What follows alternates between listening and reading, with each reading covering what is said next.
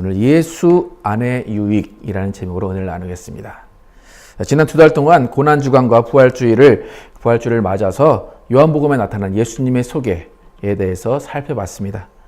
지난 8번의 이제 설교를 하면서 느끼게 된 게 무엇이냐면, 우리는 예수님을 알고 있다 이렇게 말을 하지만 예수님이 직접 소개해 주신 그대로 알고 있는 것보다는 어떤 설교를 통해서 아니면 사람들을 통해서 알게 된 예수님을 더 많이 알고 있지 않나 이렇게 생각이 들었습니다. 또 우리도 예수님을 남에게 소개할 때 그냥 예수님이 소개해 주신 그 소개가 아니라 내 나름대로의 해석을 통해서, 내 나름대로의 경험을 통해서 예수님을 소개하고 있지 않나 이런 생각을 했습니다. 그러니까 어떻게 보면 우리 입장에서 예수님을 소개하는 것이 그냥 우리가 이해한 예수님, 그러니까 우리의 눈높이에 맞춰서 다른 사람들에게 소개하는 것이 어쩌면 더 효과적일 수 있을지 모르겠지만, 그게 각자의 나름의 표현대로 예수님을 소개하다 보면 정작 시간이 지나면 예수님이 직접 소개하신 말씀의 의미가 무엇인지를 모르게 될 것 같다, 그런 생각이 들었어요. 그래서 우리가 정말 비록 예수님이 소개하신 그 소개가 신학적인 내용이 좀 있고 더 설명이 필요한 소개이지만, 우리는 예수님이 어떤 소개를 하셨는지 우리 자신도 많이 알고 있고 먼저 우리 자신이 그 예수님에 대한 소개에 대해서 확실히 이해를 해야 될 것입니다. 그래서 우리가 예수님이 어떤 분이신가 누군가 물어보면 우리가 이제 먼저 예수님이 말씀하신 소개를 먼저 하고 그 다음에 우리가 경험한 예수님을 소개하는 것, 그것이 순서일 것입니다. 그래서 지난주까지 살펴봤던 예수님이 어떤 분인가 한번 다시 한번 읽어보겠습니다. 예수님이 어떤 분인가 첫 번째부터 한번 넘겨주시면 있습니다. 예수님의 어떤 분인가 첫 번째부터 시작. 생명의 떡, 그 다음에 세상의 빛, 양의 문, 선한 목자, 부활이요 생명, 길과 진리와 생명, 창 포도나무, 이렇게 7가지 예수님께서 말씀하신 이 소개를 여러분이 알고 계시고, 이에 관련돼서 나는 이런 예수님을 만났어, 나는 이런 예수님을 경험했어, 이렇게 여러분들이 소개를 해주시면 되겠습니다. 그래서 오늘은 이렇게 다양하게 표현되는 예수님, 그 예수님을 믿는 유익에 대해서, 예수 안에 있는 유익에 대해서 한번 나눠보겠습니다. 저는 이제 설교를 할 때 여러분이 느끼셨는지 모르겠지만 생각해 보세요라는 말을 좀 많이 해요. 여러분 생각해 보세요. 그런데 이제 적지 않은 기독교인들이 교회에 올 때 생각하려고 오기보다는 오히려 머리를 식히러 오는 경우가 많이 있습니다.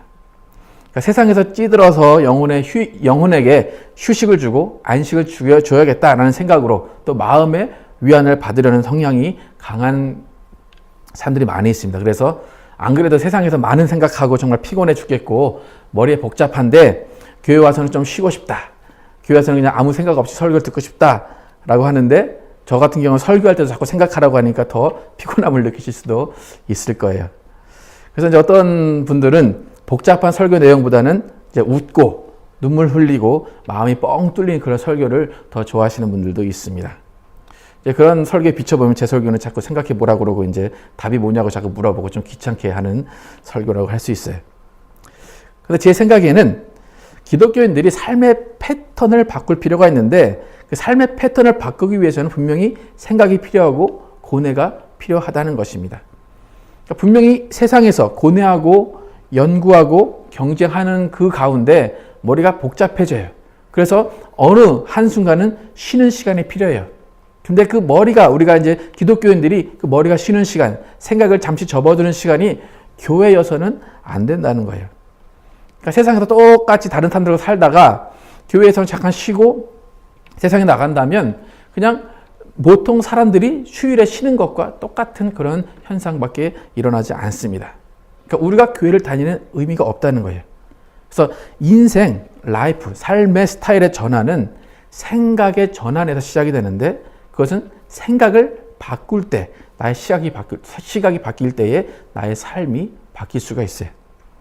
그래서 이제 세상 사람들이 자신의 삶을 바꾸겠다, 자신의 생각과 시각을 바꾸겠다 할 때 그들이 이제 선택하는 방법 중에 하나가 뭐냐면 명상이라는 거예요. 명상. 야구 선수 중에 이제 박찬호 선수가 이제 종종 나와서 자신이 이제 메이저리그에서 힘들 때 자기가 명상을 통해서 많이 회복이 됐고 그 힘든 과정을 이겨냈다, 그렇게 얘기를 해요. 그래서 세상 사람들도 명상이 나를 비우고 생각을 정리하고 사고의 전환으로 내 삶의 방향을 바꿔나가는 그런 하나의 방법으로 명상을 선택을 합니다. 그래서 기독교도 이런 방식이 있는데 그것을 뭐라고 하냐면 묵상이라고 표현을 합니다. 근데 명상과 묵상의 차이는 뭐냐면 명상은 나를 비우는 거예요. 나 자신을 비우고 내 생각을 비우고 정말 아무것도 생각하지 않는 것이 명상이라면 묵상은 그 반대예요. 묵상은 말씀을 가지고 그 말씀을 계속해서 정말 생각하면서 하나님이 나에게 채워주실 것을 구하는 것, 그것이 묵상입니다. 그러니까 명상과 묵상은 틀려요. 그래서 혼자서 이제 우리가 가만히 있으면서 묵상할 수도 있어요.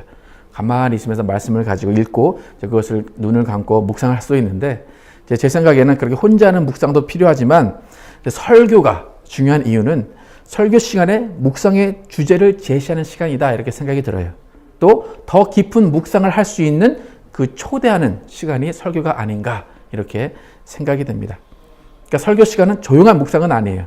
앞에서 막 목사가 떠들기 때문에 조용히 묵상을 할 수 없는데 그 시간을 통해서 성령이 주시는 생각을 통해서 나의 생각의 기준점이 바뀌는 그런 묵상의 시간이 아닐까 생각이 돼요. 그래서 그 설교를 통해서 달라진 기준을 함께 맞춰가고 그 달라진 기준을 가지고 세상의 삶을 살아내는 그것이 설교의 진정한 의미가 아닐까 생각이 됩니다.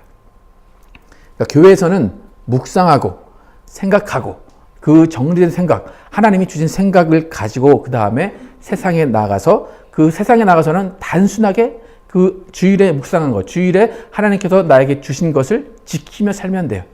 그러니까 오히려 교회에서는 복잡해야 되지만 세상에서는 단순해야 되는 거예요. 교회는 생각하는 곳이고 세상은 실행하는 곳이 되어야 돼요. 그런데 우리는 거꾸로 살 때가 많이 있어요. 교회에서는 아무 생각 안 하고 있다가 준비 안 된 상태로 세상에 나가다 보니까 세상에서는 하나님이 주신 그 방식이 아니라 내 방식, 하나님의 방식이 아닌 사람의 방식, 세상의 방식을 따라 살 경우가 많이 있어요.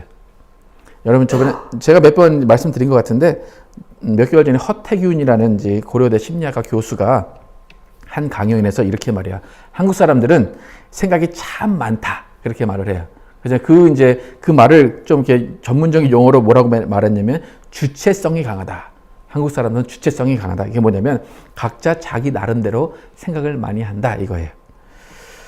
그래서 우리가 이제 때때로 내 옆에 좀 답답한 사람이 보여요. 좀 이렇게 좀 꽉 막힌 사람이 보여. 그럼 우리는 뭐라고 말합니까? 그 사람에게? 야, 뭐 좀 하고 살아? 야, 생각 좀 하고 살아. 생각 좀 하고 살아. 생각을 하고 행동해. 그러죠? 예. 그래서 한국, 그 사람이 이제 표현하기 뭐냐면 한국은 OECD 국가 중에 34개 국가가 있다는데 그 중에 법을 지키는 준법의 그 스코어가 27등이래요. 그럼 높을까요? 낮을까요? 거의 안 지킨다는 얘기예요. 그죠? 준법 정신이 없다고 이제 외국 사람들께 표현을 한대요. 그런데 그 사람들은 그렇게 얘기하지만 허태균 이분은 그렇지 않다는 거예요. 우리나라 사람들은 법을 얼마나 잘 지키는데, 우리나라 사람들은 그렇지 않아. 단지 생각이 많을 뿐이야. 이제 그렇게 얘기를 해요. 그러니까 준법 의식이 낮은 게 아니라 생각하기를 좋아한다는 거예요. 그래서 예를 든 게 뭐냐면 유턴을 하기 위해서 차를 쭉 이제 가다가 유턴을 하기 위해서 가는데 신호등에 빨간색이 딱 걸렸어요. 그러면 한국 사람들은 그 잠깐 사이, 뭐 길어야 1분? 그 잠깐 사이에 생각을 하기 시작한대요. 그래서 딱 서서 계속 보면서 생각하는데, 차가 없네? 이 차가 없네? 그러면 돌아도 될까? 빨간불이 왜 이렇게 길지? 이거 신호 누가 만든 거야? 왜 이렇게 법이 이래? 그러면서 이 법을 내가 고쳐야 되는데? 라고 계속 생각을 한대요. 그러다가 이제 결국에 생각한 끝에 아무도 없으면 쑥 돌아가는 게 한국 사람이래요.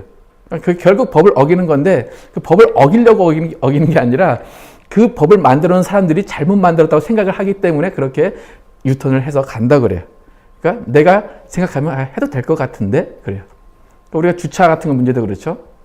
주차금지 써 있어요. 그런데 뭐 경찰도 없고 아무도 없어요. 그러면 우리는 어떻게 생각합니까? 해도 될 것 같은데 생각을 한다는 거예요. 근데 일본 사람들 같은 경우는 그냥 빨간불이면 서서 생각을 안 한대요. 그냥 가만히 있대요. 근데 우리나라 사람들은 생각을 하기 때문에 뭔가 다른 일을 한다는 거죠. 그러니까 나쁜 의미가 아니라 좋은 의미로 말을 하는 거예요. 한국 사람들은 창의력이 뛰어나다는 거예요. 계속 생각을 하기 때문에 잠시도 가만히 있지 못하고 내 생각엔 이래. 이러면 더 잘 될 거야. 이러면 더 잘 될 거야 라고 생각을 한다는 거죠. 그래서 일본 사람들이나 미국 사람들은 매뉴얼이 있으면 매뉴얼 그대로 보고 한대요. 따라서 이렇게. 우리나라 사람들은 매뉴얼 보면 좀 진 것 같죠, 그죠? 자신이. 난 이거 안 봐도 다 알 수 있어. 그렇게 매뉴얼을 안 본다고 하죠. 이렇게 우리는 기본적으로, 모르겠어요. 여러분들이 10년, 20년 미국에 사셨기 때문에 뭐 아메리칸이 되었는지는 잘 모르겠지만 우리는 기본적으로 한국 사람이라면 생각을 좋아하는 사람들이라고 그래요. 그런데 그 생각하는 시간이 신호등 앞에서가 아니라 하나님 앞에서 생각을 했으면 좋겠어요. 그러니까 교회에서는 생각하고 그 생각이 전환된 그 생각을 가지고 삶에서 살아내는 것, 그것을 하나님이 우리에게 원하시는 거예요. 그래서 우리가 정말로 교회에서 생각의 전환을 하고 그 생각을 맞추고 그 삶을 살아가는 것, 그것이 이제 우리가 지금 또 올해 표어로 삼고 있는 소망과 소명을 위한 삶이 아닐까 생각을 해봅니다. 우리가 생각을 하는 사람으로서, 생각을 많이 하는 또 한국 사람으로서 우리가 본능적으로 어떤 일을 결정할 때 우리는 생각을 하고 결정을 해요. 그런데 어떤 생각을 하냐면 나의 유익을 생각을 해요. 이 일을 하면 나의 유익인가 손해인가, 그것을 생각하고 우리는 결정을 하게 됩니다. 그래서 우리는 선택을 생각한 다음에 유익이 되는 쪽으로 선택을 해요. 여러분이 무슨 일을 하든지 다 유익을 위해서 가는데 그것은 어느 누구도 비판할 일이 아니고 잘못된 게 아니에요. 어떤 유익을 따르는가의 문제지 유익 자체를 추구하는 것은 나쁜 일이 아니에요. 근데 여러분 대부분 경우에 여러분에게 100% 유익인 경우는 없어요. 그러니까 이해타산을 하죠. 그죠? 손익 계산해봐서 이게 한 60%는 손해고 60%는 40%는 이익이야. 그러면 안 해요. 그런데 한 60%는 이익이고 40% 손해면 그래도 한 10% 정도 버니까 괜찮다. 그러고 그렇게 우리는 이익을 추구합니다. 여러분 예수를 믿을 때 여러분이 어떻게 예수를 믿었는지 확실히 모르겠지만 여러분이 예수님을 믿을 때도 생각을 하고 선택을 했을 거예요. 예수를 믿으면 뭐가 좋을까? 전도하는 사람들도 여러분을 어떻게 꼬십니까? 다 좋은 걸로 꼬셔요. 넌 이런 게 좋아, 이런 게 좋아, 이런 게 좋아. 특히 이제 우리나라 기독교가 한창 발전할 때는 기독교에 오면 한 교회에 오면 복 받아.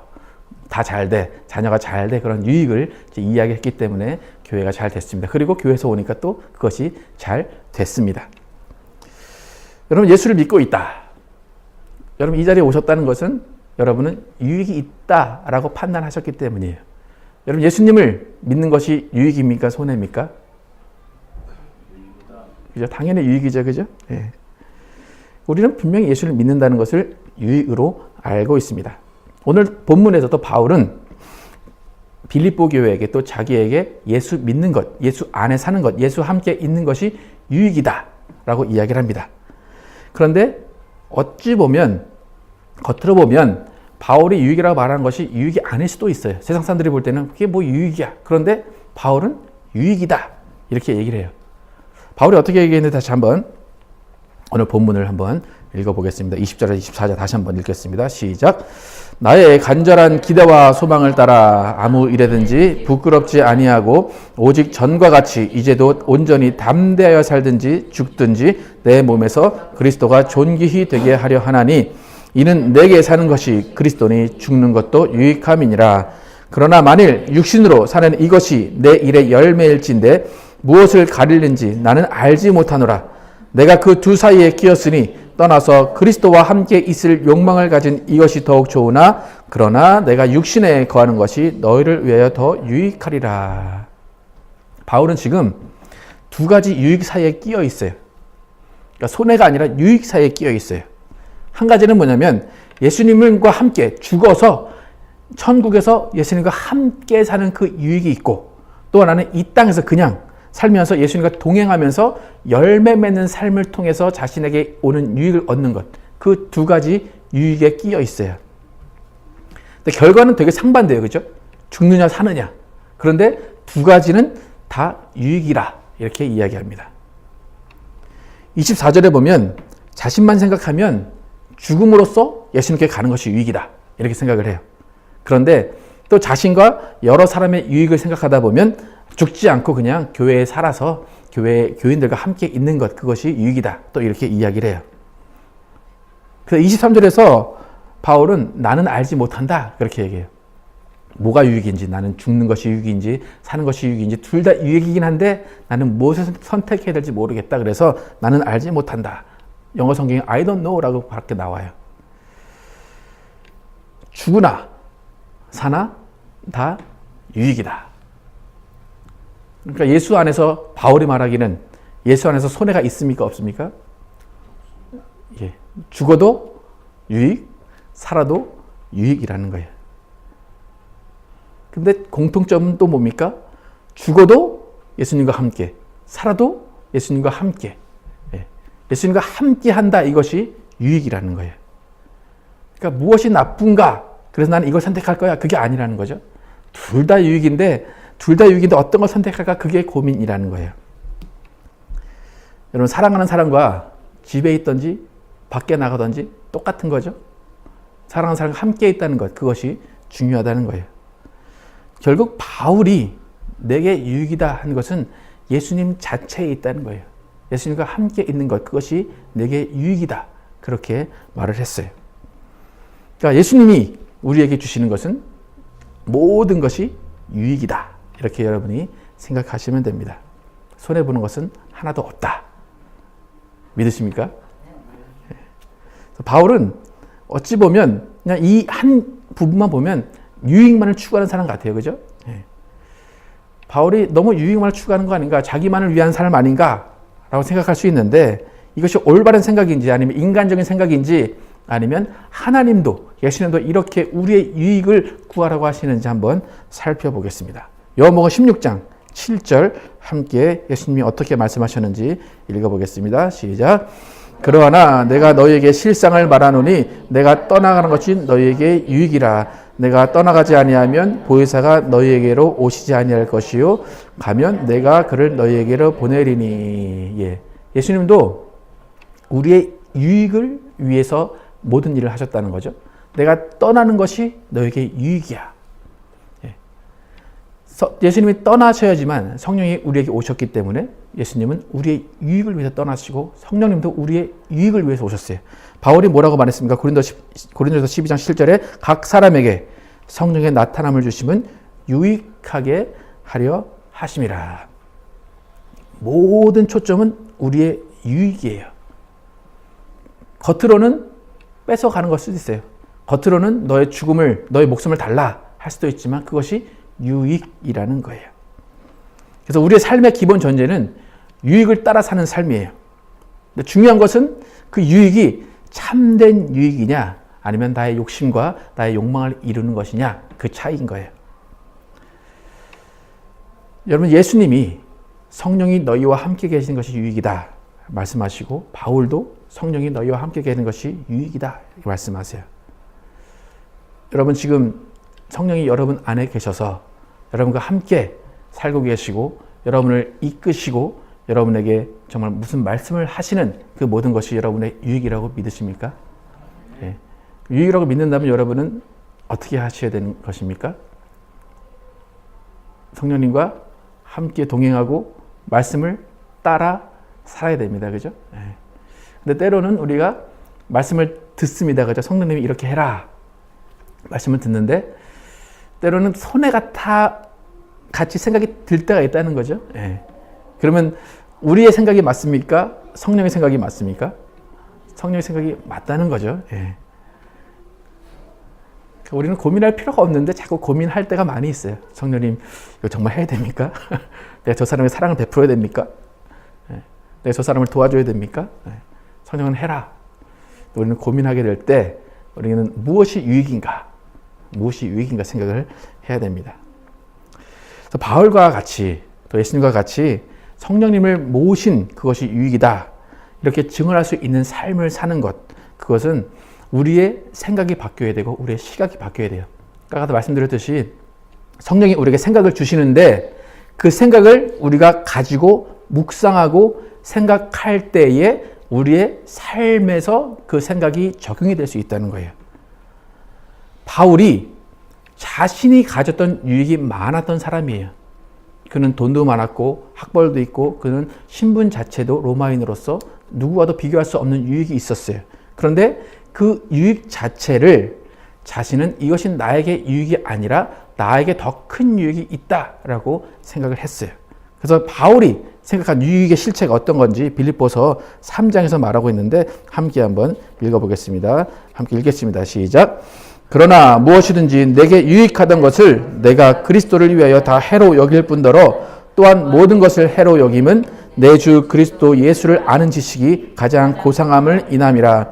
내가 그를 위하여 모든 것을 잃어버리고 배설물로 여김은 그리스도를 얻고 그 안에서 발견되려 함이니 가진 의는 율법에서 난 것이 아니요 오직 그리스도를 믿음으로 말미암은 것이니 곧 믿음으로 하나님께서 난 의라. 예. 바울은 자신이 가졌던 것을 유익이라고 얘기를 해요. 처음에, 그죠?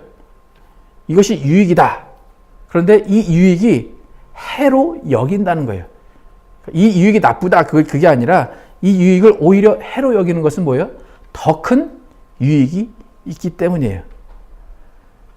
그러니까 자신이 가지고 있던 것 크고 값지지만 그거보다 더 큰 것이 있다는 것을 깨닫고 그것을 큰 유익이라고 생각해서 버렸다 이거예요. 여러분, 바울이 예수님이라는 예수님의 원하는 생애를 사는 그런 삶을 선택을 했어요. 또 그것을 유익이라고 했어요. 근데 잘 보시면 예수님이 버리라 하셨을까요? 아니면 바울이 버리는 것을 선택을 했을까요? 바울이 버리는 걸 선택을 한 거예요. 예수님은 바울에게 그것을 버려 하지 않으셨는데 바울은 그것을 버린다, 해로 여긴다 그렇게 말을 했어요. 여러분, 바울의 생각을 한번 잘 연구를 한번 해보세요. 바울은 예수님을 만나고 예수님 안에 있는 그것이 자신이 가졌던 이전의 것보다 더 커 보였기 때문에 선택을 했다는 거예요. 더 좋은 것을 가진 것뿐이라는 거예요. 2절에서 8절에서 모든 것을 해로 여김은 내 주 예수 그리스도를 아는 지식이 가장 고상함을 인함이라. 그러니까 자신이 이전에 가졌던 지식을 생각해 보니까 예수님의 지식이 더 고상해 보이는 거예요. 그래서 그것을 선택했다는 거예요. 자신이 더 유익하기 위해 선택했다는 거예요. 여러분, 바울은 절대로 손해본 일을 한 것이 아니에요. 바울은 버렸다 하는데 그냥 버리고 싶어서 버린 거지 억지로 버린 것이 아니에요. 그러니까 지극히 자신의 유익을 위해서 한 거예요. 여러분, 예수님, 여러분 생각해 보시면 예수님은 성경에 구약 성경에서 예수님이 이 땅에 오셔서 예수님의 모습을 보면 풍채도 없고 사모할 만한 것이 아무것도 없다. 그렇게 예언을 하고 예수님은 오셨어요. 어쩌면 2000년 전에 예수님은 그렇게 사모할 것도 없고 풍채도 별로. 예수님 생각해 보시면 예수님은 잘생겼을까요? 못생겼을까요? 생각해 보셨나요, 여러분? 예언대로라면 예수님 못생기셨을 것 같아요. 그런데 지금의 예수님 생각을 해보세요. 지금의 예수님 어떠실까? 외모는 이제 변하지 않으셨겠지만 예수님은 모든 영광을 다 가지고 계신 분이에요. 모든 만물의 주관자이세요. 그러니까 예수님 앞에서는 그 앞에서는 모든 것이 하찮은 것으로 여겨질 수밖에 없다는 거예요. 그러니까 하늘에 오시는 그 예수님은 우리에게 보화이고 우리에게 최상의 선물이고 우리에게 최고의 가치라는 거예요. 여러분, 예수님을 가졌다. 예수님을 만났다. 예수님 안에 있다. 이것은 우리에게 실질적인 유익을 준다는 것을 우리는 깨달아야 됩니다. 그래서 예수님을 만난 사람, 예수님을 얻은 사람은 그 보화를 얻었기 때문에 기뻐하고 만족할 수밖에 없다는 거예요. 비교할 수 없는 기쁨이고 비교할 수 없는 만족이라는 거예요. 여러분, 쇼핑하는 것 좋아하시는 분들 생각해 보시면 어떤 대박 세일이나 깜짝 세일할 때 득템 했다고 하잖아요. 득템은 뭡니까? 나에게 이득이 되는 물건을 이렇게 취득했다 그거죠. 예. 여러분, 그렇게 득템을 하게 되면 여러분 기쁘고 만족스러울 수밖에 없어요. 그죠? 또 그런 일들을 하는 시간은 아깝지 않고 피곤하지 않아요. 내가 이익이라고 생각하기 때문에 피곤하지 않고 싫지 않다는 거예요. 여러분의 신앙이 기뻐할 수 있다는 그것은 뭐냐면 여러분에게 이익이라고 생각할 수 있기 때문에 기쁘다는 거예요. 그래서 여러분이 가정에서, 직장에서, 모든 곳에서 예수님 안에 있다라고 한다면 그 안에서 유익을 얻고 그 안에서 만족해 주시는 분 때문에 여러분은 기뻐하고 만족할 수 있다는 것입니다. 여러분, 예수님은 여러분의 이전의 것을 억지로 버리라고 하지 않으세요. 예수님은 보여주시는 거예요. 이것이 좋아. 이것이 좋아. 보여주셔서 여러분이 스스로 버릴 수 있게 하신다는 거예요. 여러분의 물건이 최신상이다. 그럼 여러분은 어느 것과도 바꾸지 않을 거예요. 그런데 여러분의 물건이 처음엔 신상이었는데 조금 지나면 이게 구식이 되고 조금 시간이 지나다 보면 이것이 유행이 지났다. 그럼 여러분은 신상과 바꾸고 싶을 거예요. 그죠? 예. 예수님, 그분은 우리에게 항상, 이런 말은 좀 그렇지만 신상이에요. 그죠? 예. 예수님은 항상 새로우신 분이고, 예수님은 가장 값진 분이고, 예수님은 가장 가치 있는 분이라는 것입니다. 여러분, 예수 믿는 우리에게는 분명히 유익이 있습니다. 때로 이것은 말로 표현할 수 없기 때문에 그냥 유익처럼 안 보이지만 성령의 따스함, 하나님의 인도하심, 보호하심, 예수님의 한량한 은혜는 분명히 우리에게 유익입니다. 그래서 우리는 우리의 인생에서 할 일은 뭐냐면 그 유익을 찾아내는 거예요. 그 유익을 찾아내서 우리 것으로 만드는 거예요.